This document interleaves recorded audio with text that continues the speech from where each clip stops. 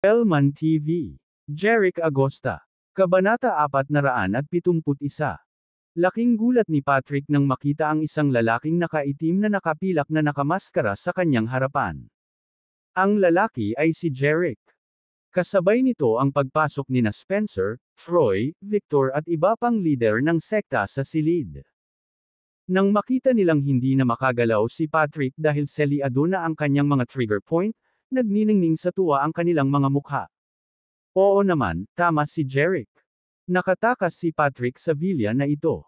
Kung hindi pa ito natuklasan ni Jeric, nakatakas na sana si Patrick. Ang Panginoong Dragon ay maunawain. Kung hindi, nakatakas ang tusong si Patrick, sabi ni Spencer. Spencer, huwag kang maging kampante. Bagamat kinukuha na kita ngayon, darating ang lolo ko para iligtas tayo. Ang sigaw ni Patrick, ang kanyang mga mata ay kumikislap sa galit. Si Spencer, Troy at ang iba pang pinuno ng sekta ay tila walang pakialam sa kanyang mga salita. Noong nakaraan, ang Cloud Sea sect ay maaaring naging hadlang sa kanila. Gayunpaman, pagkatapos talunin ni Jeric si Jeremy at ang iba pang dalawang presbyter, hindi na sila natakot sa Cloud Sea sect. Tumingin si Jeric kay Spencer at sa iba pa, na nagsasabing, guys, iiwan ko si Patrick sa inyong mga kamay. Ngayon, ang mga financial group na kaanib sa ating Dragon Sect ay kukunin na ang lahat ng ari-arian ng pamilya Laurier. Mula ngayon, lahat ng kayamanan ng pamilya Laurier ay magiging sa ating Dragon Sect. Sabay-sabay na sumagot si Spencer at ang iba pa, got it, Lord Dragon. Nakakatawa. Ano ang iniisip mo na kaya mong kunin ang lahat ng ari-arian ng aking pamilya? Mangarap ka. Galit na sabi ni Patrick. Malamig na tiningnan ni Jeric ang galit na mukha ni Patrick, at sinabi kay Spencer at sa iba pa, kung tumanggi siyang ibigay ng masunurin ang ari-arian ng pamilya Laurier, hindi muna siya kailangang panatilihing buhay. Kahit na tumanggi siyang makipagtulungan sa atin, wala itong impluwensya sa pagkuha ng ating Dragon Sect sa pag-aari ng pamilya Laurier. Na may kumpiyansa sa kanyang mukha, sinabi ni Spencer kay Jeric, Lord Dragon, tama ka. Kahit na tumanggi si Patrick na makipagtulungan sa amin, tiyak na wala itong impluwensya sa pagkuha ng aming Dragon Sect sa pag-aari ng pamilya Laurier.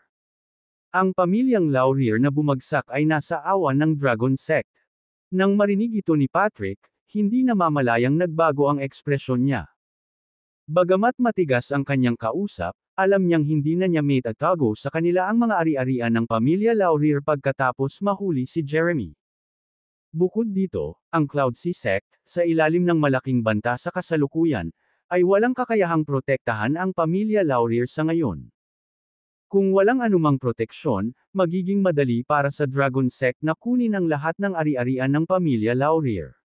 Alisin mo siya. Utos ni Jeric. Sumagot si Spencer at ang iba pang mga lider ng sekta at dinala si Patrick. Kabanata 472. Si Jeric at ang iba pa ay bumalik sa Laurier Manor. Makalipas ang ilang oras, sa base ng Cloud Sea sect. Sa isang bus, dalawang helicopter ang lumapag sa plaza sa harap ng hall, kung saan lumabas sina Sean at Harold, na sinundan ng isang grupo ng mga martialists ng Cloud Sea sect. Ang 20 first-rate na martialists ng Cloud Sea sect ay bumaba sa dalawang helicopter. Gayunpaman, hindi nakita ni Sean at Harold si Patrick sa kanila. Hindi sinasadyang tinanong ni Sean ang mga first-rate martialists na ito, ipinadala kita para tulungan si Patrick. Bakit hindi ko siya nakita dito? Sumagot ang isang first-rate martialist. Presbyter Sean, pumunta kami sa plaza sa harap ng Citizens Park sa Zeloc City gaya ng sinabi mo sa amin. Gayunpaman, matapos maghintay ng mahigit isang oras, hindi nagpakita si Mr. Laurier. Pagkatapos, kumuha kami ng mga helicopter sa Laurier Manor, para lang makita na ang manor ay napapaligiran ng mga miyembro ng Dragon Sect. Ang pamilya Laurier ay bumagsak, kaya maaari na lamang kaming bumalik at iulat ito sa iyo. Hindi napigilan ni Sean na manlaki ang mata sa gulat. Kumunat ang noo ni Harold na may matalim na tingin sa mga mata. Sir, isusumbong ba natin ito sa ulo? Tumingin si Sean kay Harold at nagtanong. Sagot ni Harold, malapit na raw matapos ng ating ulo ang kanyang meditation retreat. Ang pag-abala sa kanya sa oras na ito ay walang maidudulot na mabuti at maaaring makagambala pa sa kanya. Mas mabuting bantayan natin ang Cloud Sea Sect natin laban sa Dragon Sect ayon sa orihinal na plano. Hindi pa huli ang lahat para harapin sila pagkatapos ng ating sect leader sa kanyang meditation retreat. Bagamat hindi mapakali si Sean sa pagkabalisa, kailangan niyang sumang-ayon kay Harold. Yes, sir, sabi niya. Sa parehong araw, ipinadala ni Sean at Harold ang lahat ng mga master ng Cloud Sea Sect upang ipagtanggol ang kanilang base ng buong lakas. Samantala, inutusan ng Dragon Sect ang 4 na grupo ng pananalapi sa Dragon Roast, kabilang ang pamilyang Wood, ang pamilyang Cyrus, ang pamilyang Lot, at ang pamilyang Zaid, na kunin ang lahat ng ari-arian ng pamilya Laurier. Sa ganitong paraan, ang kayamanan ng Dragon Sect ay biglang tumaas ng halos $100 bilyong. Sa araw na ito, inutusan ni Jerick ang lahat ng mga master ng Dragon Sect, na nanatili sa Dragon Tiger Peak, na magmarcha patungo sa base ng Cloud Sea Sect, at sinabihan niya silang magkita sa hangganan sa pagitan ng mga probinsya ng Dragon Roast at River Springs kinaumagahan. Kinabukasan, may mga gumugulong na bundok sa hangganan sa pagitan ng mga lalawigan ng Dragon Roast at River Springs.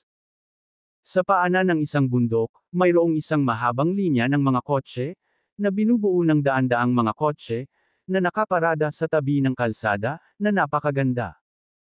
Ilang libong martialists ng Dragon Sect ang naglakbay sakay ng mga sasakyang ito, huminto sa paanan ng bundok na ito habang itinuro sa kanila ni Jerick, Lord Dragon. Bago pumunta sa mga bundok, kailangan nilang maghintay dito para kay Jerick at sa iba pa. Sa sandaling ito, narinig nila ang mga sasakyan na umaandar mula sa kalsada, at nakita nila ang higit sa 20 sasakyan na paparating. Kabanata 473. Hindi nagtagal, dumating ang mga sasakyang ito at sumama sa mahabang pila ng mga sasakyan. Pinagsama. Nang ibinaba ang bintana ng isang sasakyan, ipinakita ni Spencer ang kanyang mukha. Sumigaw siya sa kotse sa harap niya, nandito na si Lord Dragon. Punta tayo sa base ng Cloud Sea Sect. Sa sandaling sinabi niya iyon, ang mga master ng Dragon Sect na naghihintay sa mga sasakyan sa harap ng kanyang sasakyan ay sunod-sunod na sumagot, narito si Lord Dragon. Punta tayo sa base ng Cloud Senador Sect. Habang ipinapasa nila ang mensahe, daan-daang sasakyan ang nagsimulang lumipat sa mga bundok. Makalipas ang mahigit 1 oras, tumayo sina Sean, Harold, at marami pang master ng Cloud Sea Sect sa plaza sa harap ng hall. Pinagmamasdan ng daan-daang mga sasakyan na gumagalaw patungo sa tuktok sa kahabaan ng tuliko-likong kalsada, sila ay tumingin solemna. Sir, nandito na po sila. Tumingin si Sean kay Harold, may bahid ng pag-aalala sa mga mata niya. Sumagot si Harold na may matalim na mga mata, maghanda tayo sa pag-atake ng kaaway. Makalipas ang kalahating oras, libu-libong martialists ng Dragon Sect ang lumitaw sa malaking square sa harap ng palasyo ng Cloud Sea Sect, na humarap sa mga martialists ng Cloud Sea Sect. Kahit na ang Cloud Sea Sect ay isang kilalang sekta sa gitnang rehiyon, ito ay binubuo lamang ng humigit kumulang 2,000 miyembro. Kung ikukumpara sa Dragon Sect na binubuo ng 5 hanggang 6,000 miyembro, ang Cloud Sea Sect ay tila maliit. Maliban kina Sean at Harold na mukhang composed, higit sa 2,000 martialists ng Cloud Sea Sect ang lahat ay mukhang hindi mapalagay. Matapos makatakas ang mga first-rate na martialists mula sa Laurier Manor at bumalik, nalaman nilang lahat ang balita na si Jeremy at ang iba pang 2 presbyter ay nahuli ng Dragon Sect at na ang Laurier Manor ay inookupahan ng Dragon Sect. Sa makatuwid, ang mga miyembro ng Cloud Sea Sect, na palaging pinakamalaking sekta sa timog ng gitnang rehiyon, ay naalarma at hindi mapalagay sa harap ng mga miyembro ng Dragon Sect. Si Jerick, Spencer, Troy, Victor at ang iba pang pinuno ng sekta ay nakatayo sa harap ng mga martialists ng Dragon Sect. Samantala, sina Jeremy, Simon, Patrick at Zach ay nasa ilalim ng kontrol ng mga martialists ng Dragon Sect. Pinagkaaitan sila ni Jerick ng lakas at pinabalik si Zach mula sa Hillside Villa kahapon. Tumingin si Jeric kina Sean at Harold, na nakatayo sa harap ng mga martialists ng Cloud Sea Sect, at sinabing, kung susuko ka ngayon, ako, Black Eagle, nangangako na hindi ako papatay ng sinuman. Susuko ka na ba? Natahimik ang lahat ng martialists ng Cloud Sea Sect.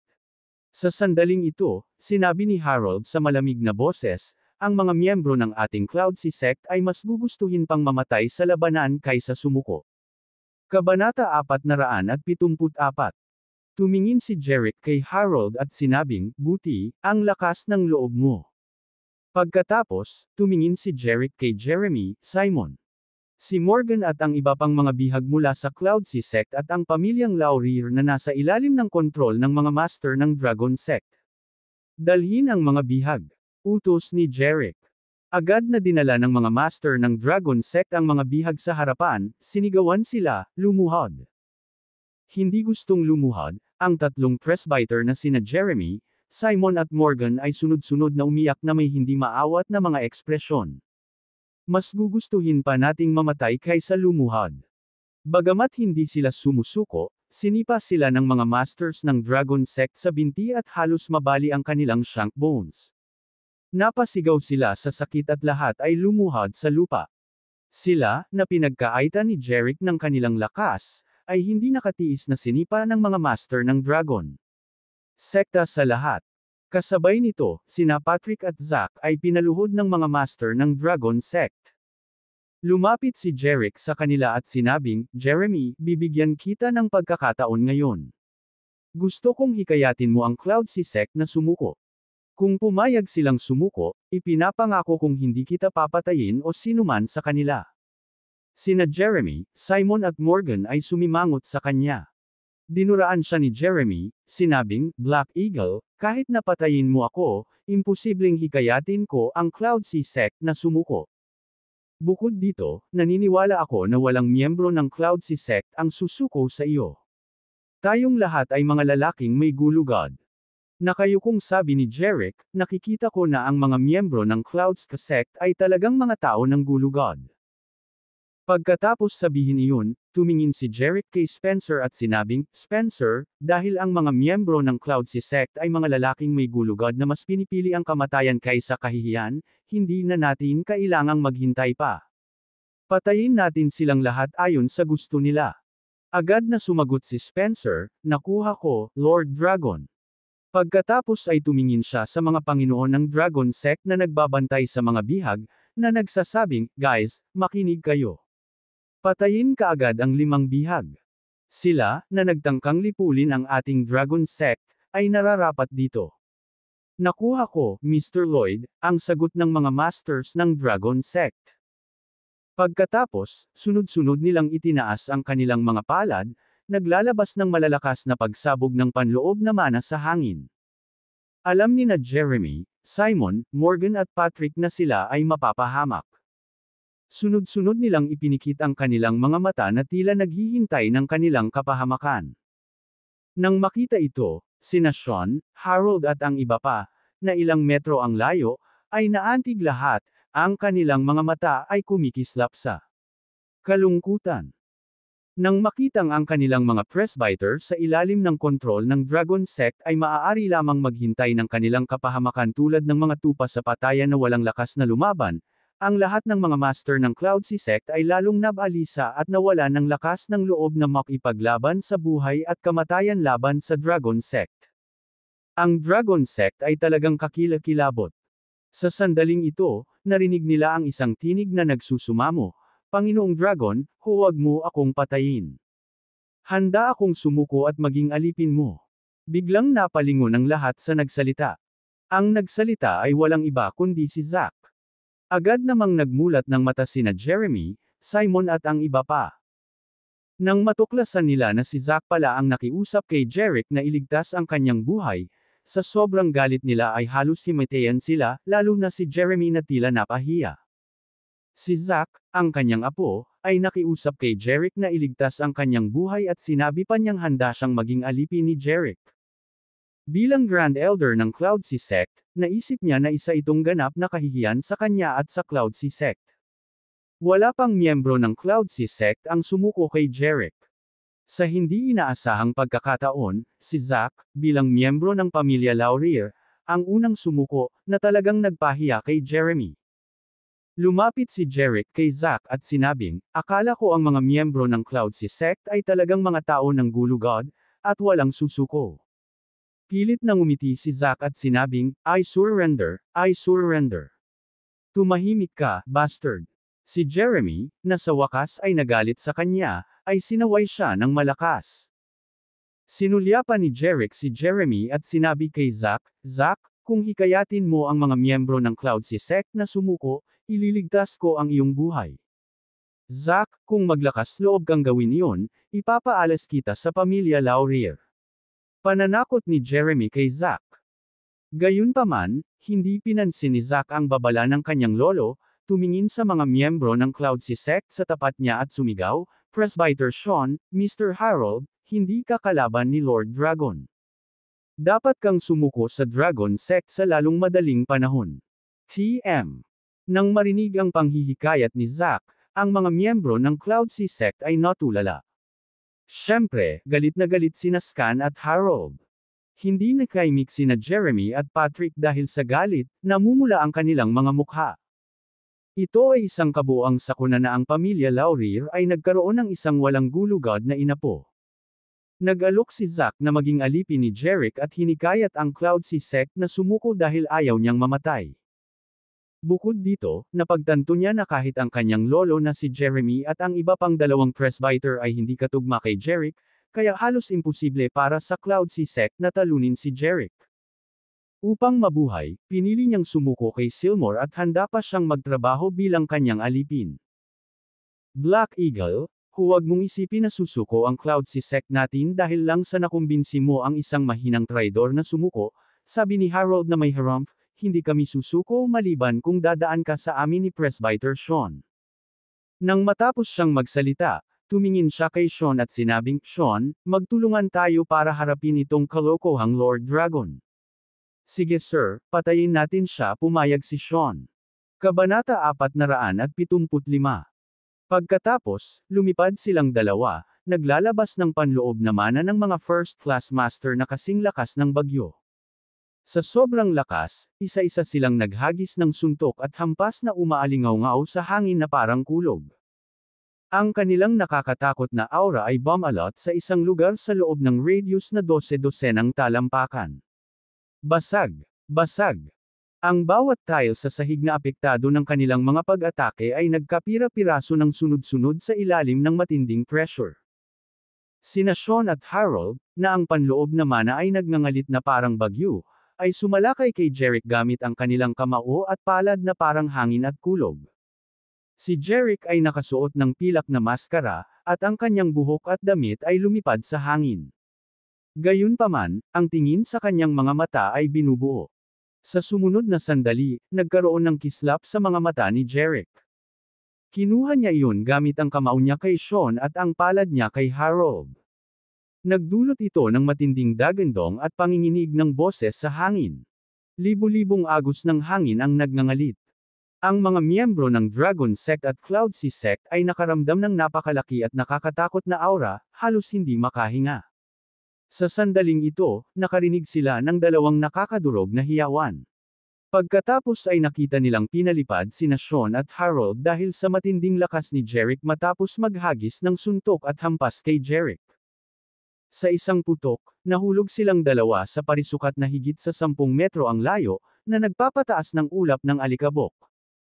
Matapos kumalat ang alikabok, nakita ng mga tao sina Sean at Harold na nakahiga sa basag-basag na mga tile sa sahig na may gusot na buhok, mapotla ang mukha at may bahid ng dugo ang harapan ng kanilang damit. Malubhang nasugatan sila kaya hindi na sila makatayo. Nang makita ito, lahat ng miyembro ng Cloud Sea Sect ay napabuntong hininga. Si Sean, bilang ikalawang presbyter ng Cloud Sea Sect, ay isang intermediate first-class martialism. Si Harold, bilang personal na butler ng pinuno ng Cloud Sea Sect, ay isang elite na first-class martialist. Pareho silang elite force martialists ng Cloud Sea Sect. Gayunpaman, natalo sila ni Jerick pagkatapos lamang ng pag-atake laban sa kanya. Bagamat alam nila na ang presbyter na sina Jeremy, Simon at Morgan ay nahuli ng Dragon Sect, hindi nila nakitang matalo sila ni Jerick sa kanilang mga mata. Hindi tulad ng sitwasyon sa itaas, nakita ng lahat ng miyembro ng Cloudsea Sect si Jerick na natalo sina Sean at Harold sa kanilang sariling mga mata, na nagbigay sa kanila ng tunay na pagkabigla. Nang makitang natalo ni Jerick sina Sean at Harold sa isang galaw, ang lahat ng miyembro ng Dragon Sect ay natuwa at sabay-sabay na sumigaw, hindi magagapi si Lord Dragon. Siguradong mananalo ang Dragon Sect natin. Ang Cloudsea Sect ay tiyak na mapapahamak. Ang kanilang mga boses ay yumanig sa mga ulap, umalangaw sa buong parisukat sa harap ng palasyo ng Cloudsea Seer. Lahat ng mga miyembro ng Cloudsea Sect ay mukhang nataranta nang marinig nila ang mga miyembro ng Dragon Sect na sumigaw sa mataas na espiritu. Kahit na ang mga first class na martialists tulad ni Sean at Harold ay walang laban kay Jerick. Sa kasong ito, wala sa mga miyembro ng Cloudsea Sect na naruroon ang maaaring lumaban kay Jerick. Kabanata 476. Lahat sila ay naniniwala na sila ay tiyak na mapapahamak. Pataas. Makinig sa mga miyembro ng Cloudsea Sect. Hanggat sumuko kayo sa ating Dragon Sect, ililigtas ni Lord Dragon ang inyong mga buhay. Sa sandaling ito, sinabi ni Spencer sa mga miyembro ng Cloudsea Sect sa malakas na boses. Ang mga miyembro ng Cloudsea Sect ay tumingin sa mga miyembro ng Dragon Sect na may mga komplikadong ekspresyon sa kanilang mga mukha. Ang mga miyembro ng Cloudsea Sect ay palaging isinasaalang-alang ang Dragon Tiger Hall, ang Seven Star Sect, ang Poison Expert Sect, at iba pang mga sekta sa Dragon Roost bilang maliliit na sekta, at hindi sila kailanman sineseryoso. Ngunit ngayon ang mga miyembro ng Cloudsea Sect ay kailangang sumuko sa kanila, na hindi katanggap-tanggap para sa mga miyembro ng Cloudsea Sect sa ngayon. Gayunpaman, kung tumanggi silang sumuko, natakot sila na si Jerick, na may napakalaking lakas, ay papatayin sila. Ang kanilang dugo ay dadaloy sa lupa na parang tubig, mga bangkay na nakakalat sa liwasan. Habang nag-iisip ang mga miyembro ng Cloudsea Sect kung dapat ba silang sumuko sa Dragon Sect, bigla na lang, isang malakas na putok ang dumating mula sa bundok sa likod ng palasyo ng Cloudsea Sect. Ang lupa ay nanginig at ang mga bundok ay yumanig. Nagulat ang lahat sa plaza, lumingon upang tumingin sa bundok sa likod ng palasyo ng Cloudsea Sect, ngunit nakita ko ang mga bato at lupa na tumataas mula sa masukal na kagubatan sa bundok. Haba, hindi susuko ang Cloudsea Sect natin hanggat hindi mo ako papatayin, Sterling. Haha, sabi ng isang matandang lalaki sa boses na yumanig sa langit, tawa ng tawa. Bagamat nanggaling sa bundok ang kanyang tawa, pakiramdam ng lahat sa plaza ay parang natatawa siya sa kanilang mga tainga. Ang kanyang ligaw na tawa ay nagpasaya kay Jeremy, Simon, Morgan, Sean, Harold at iba pang miyembro ng Cloudsea Sect, at nagliwanag ang kanilang mga mata. Masayang umiyak ang lahat ng miyembro ng Cloudsea Sect, nandito na ang leader ng sekta natin. Ang aming Cloudsea Sect ay naligtas. Ang Dragon Sect ay tiyak na mapapahamak. Nakaligtas na tayo. Nang marinig ang palakpakan ng mga miyembro ng Cloudsea Sect, ang lahat ng miyembro ng Dragon Sect ay walang malay na naging solemn na. Kahit na ang Dragon Sect ay nagmarcha laban sa Cloudsea Sect, ang pinuno ng Cloudsea Sect ay hindi pa sumasali sa labanan. Alam ng lahat ng miyembro ng Dragon Sect na si Sterling, ang pinuno ng Cloudsea Sect, ay ang tanging guro sa mga lalawigan ng River Springs at Dragon Roost pati na rin ang pinakadakilang martialistang nasa timog ng gitnang rehiyon. Haha, na may malakas na tawa, isang lalaki ang mabilis na lumipad mula sa bundok sa likod ng palasyo ng Cloudsea Sect patungo sa langit sa itaas ng parisukat na parang multo, na sinundan ng malakas na hangin. Ang parisukat ay nababalot ng napakatinding aura. Sa himpapawid ay isang matandang lalaki, na ang puting buhok ay kamakaway at kumikislap ang mga mata na parang kidlat, nakasuot ng puting damit at napapalibutan ng agos ng hangin. Sa nakakatakot na hangin, mukha siyang Diyos ng digmaan. Sa mabangis na hangin, nakita ng mga tao ang puting buhok na matandang ito na dahan-daang bumaba sa gitna ng plaza mula sa langit. Pagkatapos nito, ang lahat ng miyembro ng Cloudsea Sect ay lumuhod at sabay-sabay na sumigaw, pagbati, Ginoong Laurier. Ang iyong kahangahangang martial arts ay walang kapantay sa buong panahon. Ang kanilang mga bumang na boses ay pumailang lang sa mga ulap. Ang mapuputing buhok na matandang ito na may nakakagulat na nakakatakot na hangin ay walang iba kundi si Sterling, ang pinuno ng Cloud Sisek pati na rin ang kagalang-galang na master ng pamilya Laurier. Tumayo si Sterling habang ang kanyang mga kamay ay nakapulupot sa kanyang likuran, nakaharap kay Jerick at sa iba pang miyembro ng Dragon Sect. Utos ni Sterling, bumangon, lahat ng miyembro ng Clouds Sect. Salamat, sir. Sumagot ang lahat ng miyembro ng Cloud Sect at sunod-sunod na tumayo. Tumingin si Sterling kay Jerick, na 35 talampakan ang layo, nagtanong, ikaw ba si Lord Dragon, ang pinuno ng Dragon Sect, na nagnanais na lipulin ang ating Cloud Sect? Sabi ni Jerick. Ang apo mo, si Zack, ay nilayon na buwagin ang alyansa sa pagitan ng iyong Cloud Sect at ng ating Dragon Sect, na gustong ibigay natin ang treasure map. Pinangunahan ng anak mo, Jeremy, ang mga martialists ng Cloud Sect mo sa lugar namin kung saan sila nagsagawa ng patayan. Sa tingin mo, dapat bang puksin ng ating Dragon Sect ang iyong Cloud Sect? Matalim ang tingin sa mga mata, nakangising sabi ni Sterling. Lahat ng mga sekta sa Dragon Roast ay nasa ilalim ng kontrol ng aming Cloud Sect. Ang Dragon Tiger Hall, ang 7 Stars Sect, ang 5 Poison Sect at ang iba pang mga sekta ay walang iba kundi mga asong kamakaway ang kanilang mga buntot sa harap ng ating Cloud Sect. Hawak ko ang kapangyarihan ng buhay at kamatayan sa kanila. Dahil naglakas loob silang bumuo ng isang alyansa upang labanan ang ating Cloud Sect, sila ay mapapahamak. Tungkol naman sa treasure map, masunurin daw nilang ibigay ito sa akin, ang kanilang guro. Ang mayabang at malamig na tono ni Sterling ay sinunog sina Spencer, Troy, Tom at ang iba pa. Gaya nga ng sinabi ni Sterling, ang Dragon Tiger Hall, ang 7 Star Sect, ang 5 Poison Sect at ang iba pang mga sekta ay naging mapagpakumbaba tulad ng mga aso na nagwawagayway ng kanilang mga buntot sa harap ng Cloud Sect. Ito ay tiyak na dahil ang Cloud Sect ay nagbigay sa kanila ng isang mahirap na oras kaya sila ngayon ay nagalit sa mga salita ni Sterling. Si Spencer, na ang mga mata ay kumikislap ng puot, ay tumingin kay Sterling at sinabing, Sterling, ang iyong Cloud Sect ay nagbigay sa amin ng kahirapan. Pero simula ngayon, kami, lahat ng sekta sa Dragon Roast, ay hindi na kayo titiisin. Natalo na ng ating Panginoong Dragon ang iyong mga presbyter, at tatalunan kanya, ang pinuno ng Cloud Sect na gumawa ng lahat ng uri ng kasamaan sa timog ng gitnang rehiyon. Oras na para mapuksa ang iyong Cloud Sect. Haha, sa tingin mo siya, na nakatalo sa mga presbyter ng Cloud Sect natin, ay kayang puksain ang Cloud Sect natin. Paano walang muwang? Sterling said, throwing his head back and guffawing. Tumingin siya kay Spencer nang may nag-aalab na mga mata at sinabing, nag-api ng iyong Panginoong Dragon ang mga presbyter ng ating Cloud Sect dahil nagkaroon ako ng meditation retreat kamakailan. Ngayon ay lumaki na ako bilang isang intermediate master na sapat na makapangyarihan para harapin ka. Nang marinig yun ni Spencer, Troy at ng iba pang mga leader ng sekta, nagbago ang kanilang mga mukha. Kabanata 477.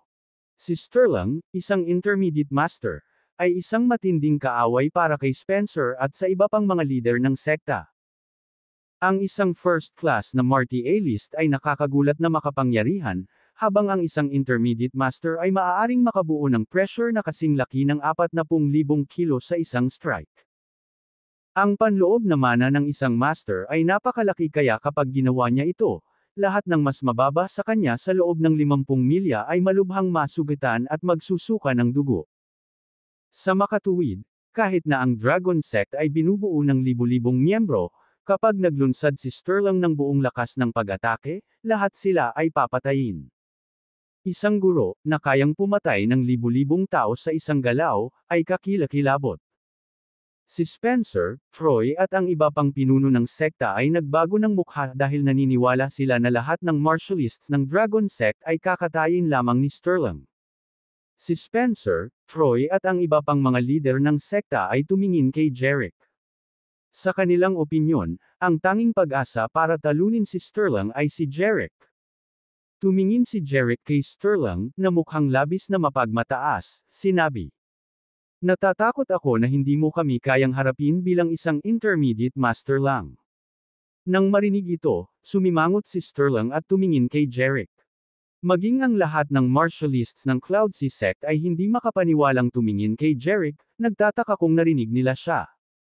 Sinabi lang ba ni Jeric, natatakot ako na hindi mo kami kayang harapin bilang isang intermediate master. Ang lahat ng martialists ng Cloud Sea Sect ay hindi sinasadyang naghinala kung posibleng mas makapangyarihan si Jeric kaysa kay Sterling, isang intermediate master. Natigilan sandali, tumawa si Sterling, dahil naniniwala siyang imposibleng maging mas makapangyarihan si Silmore kaysa sa kanya. Tiwala siya na walang sinuman sa mga probinsya ng Dragon Roost at River Spring sa timog ng gitnang rehiyon ang makakatalo sa kanya. Si Sterling, higit sa 100 taong gulang, ay labis na nagmamataas pagdating sa kapangyarihang natamo niya sa pamamagitan ng pagsasanay ng martial arts sa nakalipas na 100 taon. Tinitigan ni Sterling si Jeric nang kumikislap ang kanyang mga mata na parang kidlat, na nagsasabing, "Bueno, dahil napakayabang mo, ipakita mo sa akin kung ano ang iyong ginagawa." Nakuha. Nang matapos magsalita si Sterling, itinaas niya ang kanyang palad kung saan may ulap ng puting panloob na mana na nagngangalit at nagbuga ng napakalakas na hangin. Ang panloob na mana na ibinubuga ng isang master ay 10 beses na mas malakas kaysa sa isang first-class martialist. Nang makita ang nakakatakot na panloob na mana sa palad ni Sterling, ang mga miyembro ng Dragon Sect ay nagulat lahat. Sa hindi inaasahang pagkakataon, sa sandaling ito, sinabi ni Jeric kay Sterling, kapag naglalaban tayo, napakalaki ng ating panloob na mana. Para maiwasang masakta ng mga martialists ng mga sekta natin, mas mabuti pang mag-away tayo sa bundok sa ibaba. Namilog ang mga mata ni Sterling nang marinig ang sinabi ni Jeric. Kabanata 478. Gayunpaman, sumang-ayon siya sud. Okay, mag-away tayo sa bundok sa ibaba. Pumayag si Sterling dahil alam niyang si Jeric, na kayang talunin sina Jeremy, Sean, Harold at ang iba pa, ay dapat kahit baguhan na master. Sa sandaling sila, na parehong guro, ay nag-away, ang kanilang nagngangalit na panloob na mana ay hindi maiiwasang makasakit sa mga tao ng magkabilang panig. Upang maiwasang masaktan ng kanyang mga alagad at magdulot ng hindi kinakailangang mga casualty, sinunod ni Sterling ang kahilingan ni Jeric. Pagkatapos ay lumipad silang dalawa mula sa parisukat na parang mga agila, patungo sa tuktok. Sa sandaling umalis sila, ang mga miyembro ng Dragon Sect at ang Cloud Sea Sect ay pumunta sa gilid ng square at tumingin pababa. Dumaong sina Jeric at Sterling sa dalawang matataas na taluktok, na medyo maliit, daan-daang metro ang layo mula sa Cloud Sea Peak. Mahigit 10 metro ang taas nila, parang dalawang espada na nakatutok sa langit. Sina Jeric at Sterling ay nakatayo sa isang taluktok, mga 35 talampakan ang layo sa isa't isa, na nakaharap sa isa't isa. Nagkatinginan sila, ayaw sumuko. Umihip ang malakas na hangin sa mga taluktok, dahilan para kumaluskos ang kanilang mga damit. Sinabi ni Sterling na may matalim na tingin sa kanyang mga mata, ngayon, mapupunta ka sa bangin. Sa sandaling matapos magsalita si Sterling, bigla siyang tumalon mula sa tuktok, kung saan siya naroroon, at binato ng suntok si Jeric, na nasa kabilang tuktok, na naging sanhi ng marahas na pag-vibrate ng hangin. Sa sandaling inilunsad niya ang pag-atake, ang nakapaligid na hangin ay tila baluktot at naging libo-libong agos ng hangin na dumating sa Jeric na parang umaatungal na mga alon. Sa harap ng pag-atake ni Sterling, nanatiling kalmado si Jeric, na para bang hindi niya ito kinuha bilang isang deterrent. Si Spencer, Troy at ang iba pang miyembro ng Dragon Sect, na nanunood ng laban nila sa gilid ng plaza sa Cloud Sea Peak, ay mukhang balisa.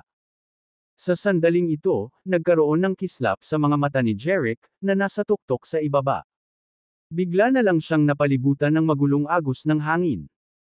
Sa susunod na sandali, itinaas ni Jeric ang kanyang kamay upang maghagis ng isang hampas, na naging sanhi ng pag-vibrate ng hangin na may dumadagandong na parang kulog. Nang makita ang agos ng hangin na nabuo ni Jeric, ginamit ni Sterling ang kanyang panloob na mana na may kinang sa kanyang mga mata. Sa isang malakas na putok, ang mga agos ng hangin na nabuo ng dalawa ay nagbanggaan sa hangin sa isang iglap. Dalawang pagsabog ng kuryente ang nagdulot ng bagyo sa isang lugar sa loob ng radius na 12 metro. Habang ang kakilakilabot na kapangyarihan ay lumampas sa lugar, ang mga kumpol ng nagtataasang puno ay sunod-sunod na nahulog sa lupa.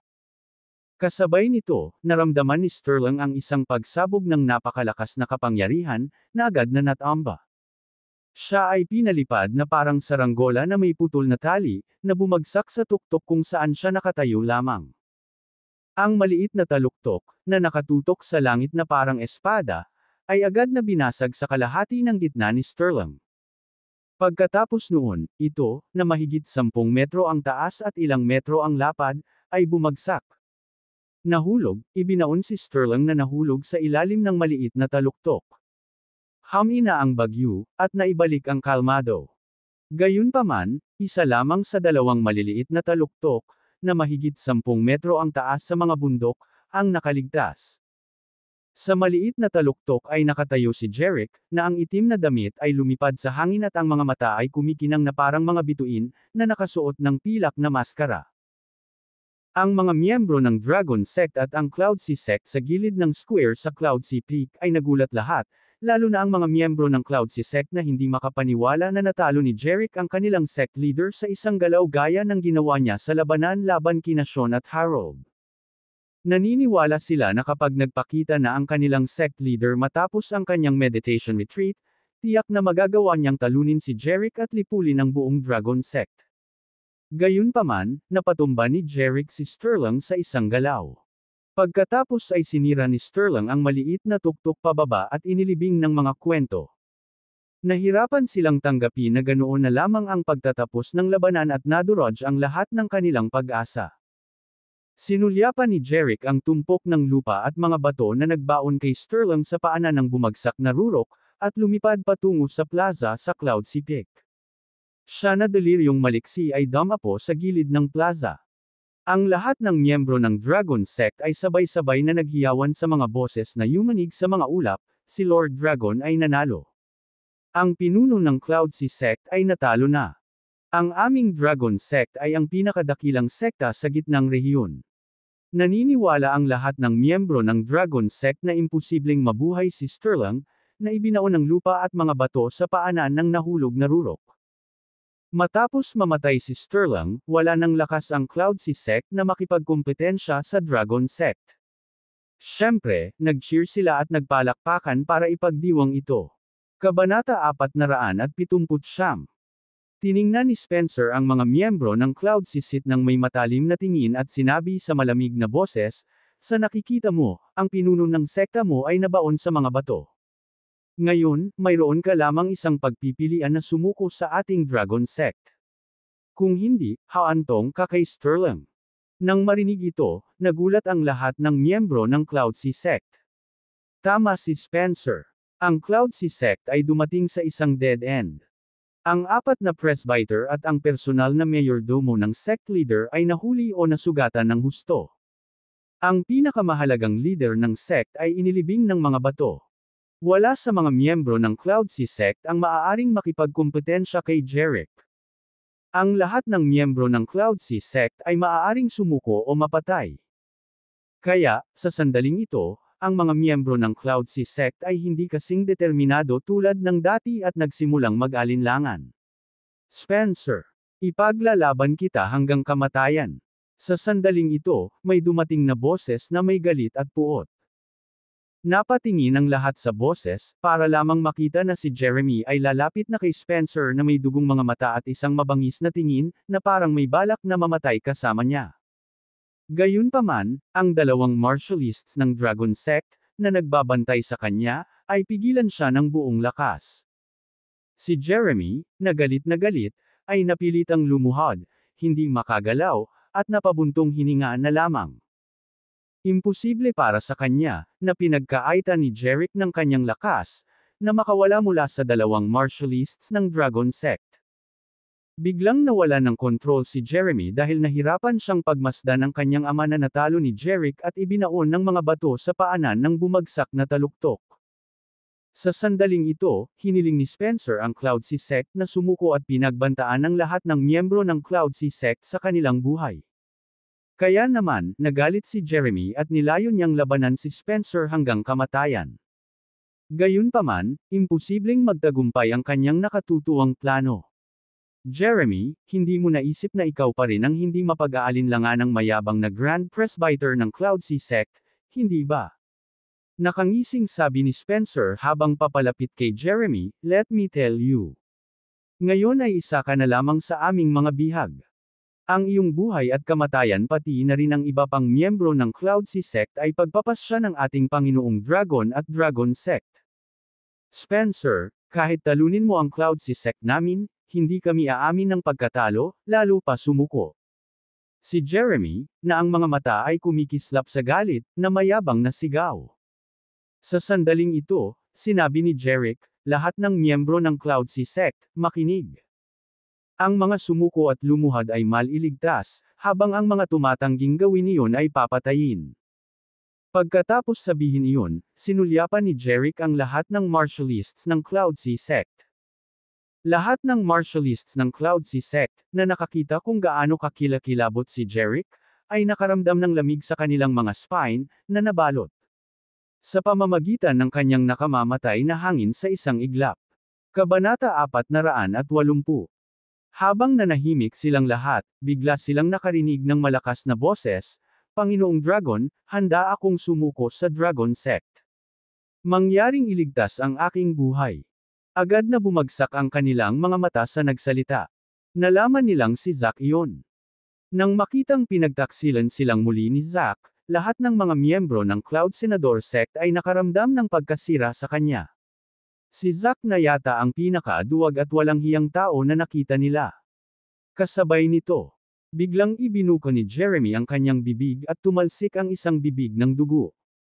Sa isang kalabog, bumagsak siya sa lupa, dilat ang kanyang mga mata at puno ng hindi maipaliwanag na kalungkutan at galit. Isang Marty A-list ng Dragon Sect ang naglagay ng kanyang daliri sa ilalim ng ilong ni Jeremy, at ang kanyang mukha ay nagbago sa gulat. Pagkatapos, sinabi niya kay Spencer, "Mr. Lloyd, patay na siya." Ang balita na patay na si Jeremy ay nagdulot ng kaguluhan sa mga miyembro ng Cloud Sea Sect. Hindi rin makapaniwala si Spencer, hindi niya inaasahan na namatay si Jeremy bago niya ito pinatay. Hindi na kailangang sabihin. Namatay si Jeremy matapos magalit kay Zack. "Dalhin mo siya at ilibing," sabi ni Spencer sa Marty A-list ng Dragon Sect. "Nakuha ko, Mr. Lloyd," sagot ng dalawang martialists ng Dragon Sect at binuhat ang katawan ni Jeremy. Si Simon at Morgan ay mukhang nalulungkot. Personal nilang nakita si Sterling na ibinaon ng mga bato at si Jeremy, ang Grand Presbyter, ay dumura ng dugo at namatay, na isang malaking dagok. Sa kanila at pananghinaan pa sila ng loob. Naniniwala sila na ang Cloud Sea Sect ay bumagsak. Bukod dito, inalis sa kanila ni Jeric ang kanilang lakas sa labanan laban kay Jeric sa lugar ng Dragon Tiger Hall. Imposible para sa kanila, na nawalan ng lakas, na lumaban kay Jeric at sa Dragon Sect. Sa makatuwid, upang mabuhay, lumuhad lamang sina Simon at Morgan tulad ni Zack at sabihin kay Jeric, "Panginoong Dragon, kami, ang ikatlo at ikaapat na presbyter ng Cloud Sea Sect, ay handang sumuko sa iyo at sa Dragon Sect." Sa sandaling lumuhad sina Simon at Morgan, higit sa 2,000 martialists ng Cloud Sea Sect ay lumuhad din kay Jeric nang walang pag-aalinlangan at sinabing, "Handa kaming sumuko kay Lord Dragon at sa Dragon Sect." Nang makitang sumuko ang lahat ng miyembro ng Cloud Sea Sect, mukhang masayahin ang lahat ng miyembro ng Dragon Sect. Sa wakas ay sumuko na ang Cloud Sea Sect. Masayang sabi nila, "Ang galing. Ang ating Dragon Sect sa wakas ay naging pinakadakilang sekta sa timog ng gitnang rehiyon. Mula ngayon, hindi na tayo sa ilalim ng kontrol ng Cloud Sea Sect." Tulad ng lahat ng miyembro ng Dragon Sect ay tuwang-tuwa, isang lalaki ang biglang bumasag sa lupa at mga bato sa paanan ng ang bumagsak na tuktok sa ibaba ng parisukat at agad na lumipad sa kalangitan sa itaas ng parisukat, na nakatayo sa likod ni Jeric. Puti ang buhok niya at nakasuot ng puting damit. Bagamat nababalot ng dumi ang kanyang mukha, may masamang tingin sa kanyang matatalas na mata. Ang lalaki, na tahimik na lumipad mula sa lupa at bumato sa paanan ng nahulog na tuktok, ay hindi. Siya ay ibinaon sa tabi ng lupa sa tabi ng mga bato kaysa sa mga bato. Sa makatuwid, hindi talaga siya namatay. Maliban kay Sterling. Nagtago siya sa ilalim ng lupa at naglaro ng patay upang iligaw si Jerick at ang iba pang miyembro ng Dragon Sect na patay na siya. Pagkatapos, nilayon niyang maglunsad ng isang nakamamatay na pag-atake laban kay Jerick habang si Jerick at ang iba pang mga miyembro ng Dragon Sect ay nagpapahinga sa kanilang pagbabantay. Ngayon pa lang, narinig niya ang palakpakan ng mga miyembro ng Dragon Sect, nalaman niyang sumuko na ang Cloudsea Sect at lahat ng miyembro ng Dragon Sect ay nagsasaya sa kanilang tagumpay. Sa sandaling ito, tiyak na hindi nila aasahan na may maglulunsad ng pag-atake. Kaya naman, agad siyang nabasag sa lupa at lumipad palabas. Siya, sa likod ni Jerick sa himpapawid na may nakamamatay na sulyap sa kanyang mga mata, ay itinuturing na isang malaking banta si Jerick. Kung hindi niya inalis si Jerick ang magiging walang hanggang bangungot niya. Bukod dito, sa ulo sa laban-laban kay Jerick, napagtanto niya na hindi siya katugma para kay Jerick. Sa makatuwid, maaari lamang niyang patayin si Jerick sa pamamagitan ng paglulunsad ng isang palihim na pag-atake. Boom! Nag-vibrate ang hangin. Inilapat ni Sterling ang kanyang nagngangalit at nakakatakot na panloob na mana. Ang lahat ay nabalot ng kanyang nakakagulat na napakalaking hangin sa isang iglap. Laking gulat ni na Spencer, Troy at ng iba pa nang makita si Sterling sa likod ni Jerick sa ere. Sumigaw sila kay Jerick dahil sa pagkabigla, "Panginoong Dragon, mag-ingat ka sa likod mo." Gayunpaman, sa sandaling matapos silang magsalita, si Sterling ay naglunsad ng isang pag-atake sa hangin.